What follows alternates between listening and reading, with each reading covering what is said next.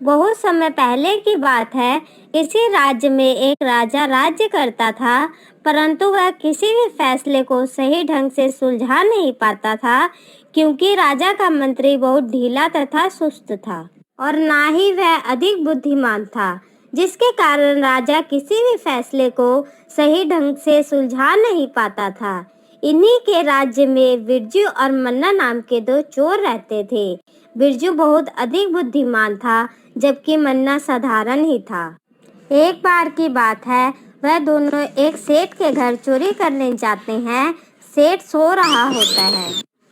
अरे मन्ना, जल्दी जल्दी चलो, कहीं सेठ जग गया तो लेने के देने पड़ जाएंगे।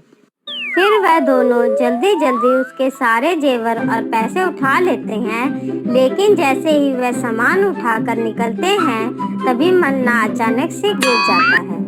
मन्ना के गिरते ही सेठ की नींद खुल जाती है। अरे कौन हो तुम लोग, और इतनी रात को मेरे घर में क्या कर रहे हो? तभी सेठ की नजर जमीन पर पड़े जेवर और पैसों पर पड़ती है। अच्छा, तो तुम लोग चोर हो जो मेरे घर चोरी करने आए थे। मैं सुबह ही तुम दोनों की शिकायत राजा से करूंगा। सेठ सुबह होते ही राजा के पास पहुंच जाता है और उन दोनों की शिकायत राजा से करता है। महाराज, आज रात ये दोनों मेरे घर में चोरी कर रहे थे और मैंने इन्हें रंगे हाथों पकड़ा है। महाराज, इन्हें कड़ी से कड़ी सजा मिलनी चाहिए। अरे अरे, ठीक है सेठ जी, आप थोड़ा सा शांत रहिए। मंत्री जी, इस पर आपका क्या मत है? हमें इन चोरों को क्या सजा देनी चाहिए? महाराज, मुझे तो कुछ समझ नहीं आ रहा, आप ही देख लो कि क्या करना है। मेरी तो आज तबीयत भी बहुत खराब है। तुम दोनों को अपनी सफाई में कुछ कहना है? जी नहीं महाराज, हमें कुछ नहीं कहना है। तो ठीक है, कल इन दोनों को फांसी दे दी जाए। फिर सैनिक उन दोनों को जेल में बंद कर देता है। अरे बिरजू, तूने कुछ कहा क्यों नहीं? बिरजू, मुझे बचा ले मेरे भाई, मैं मरना नहीं चाहता। मैं चमेली के साथ शादी करना चाहता हूँ। भाई, मुझे एक बार बचा ले, मैं जीवन में कभी चोरी नहीं करूँगा। मन्ना, तुम चुप रहो, मुझे कुछ सोचने दो। इसी प्रकार रात गुजर जाती है। सुबह होते ही सैनिक उन्हें फांसी लगाने के लिए ले जाते हैं। जल्लाद जैसे ही बिरजू को नकाब पहनाने के लिए आगे बढ़ता है, तो बिरजू कहता है, अरे रुको रुको, मैं राजा से कुछ बात करना चाहता हूँ, फिर आप मुझे फांसी लगा देना। बिरजू, अब तुझे क्या बात करनी है? बोल। महाराज, मुझे फांसी मत दीजिए। हम दोनों ऐसी तरकीब जानते हैं जिससे आपके धन के भंडार भर जाएंगे, आप और भी समृद्धशाली राजा बन जाएंगे। अच्छा, वो कैसे? बताओ बताओ। महाराज, हम दोनों को हीरे और जवाहरात की खेती करने का मंत्र पता है। राजा चोर के मुंह से हीरे जवाहरात की खेती के बारे में सुनकर तुरंत उन्हें महल ले जाता है। बिरजू, मुझे जल्दी से बताओ, वह कौन सा मंत्र है जिसकी तुम बात कर रहे थे? महाराज, वह मंत्र हम किसी को नहीं बता सकते। वह मंत्र केवल हम लोग ही उपयोग कर सकते हैं, लेकिन हम आपको खेती करके दिखा सकते हैं। ठीक है बिरजू, तो चलो फिर खेत पर, मुझे खेती करके दिखाओ। फिर वह लोग खेत पर जाते हैं। महाराज, थोड़े से सरसों के बीज मंगवाइए। राजा तुरंत ही सरसों के बीज मंगवाता है और बिरजू को दे देता है। बिरजू आंखें बंद कर झूठ मूठ का मंत्र पढ़ता है और सरसों के बीज को खेत में बो देता है। महाराज, अब इन बीज से पौधे निकलने दीजिए, तब तक आप महल में आराम कीजिए। फिर राजा महल चला जाता है। बिरजू और मन्ना भी अपने घर चले जाते हैं। कुछ दिनों बाद उनमें से पौधे निकल आते हैं, तो राजा उन दोनों चोरों को बुलवाता है। अरे दिखाओ तुम दोनों, इसमें कहाँ हीरे जवाहरात लगे हैं?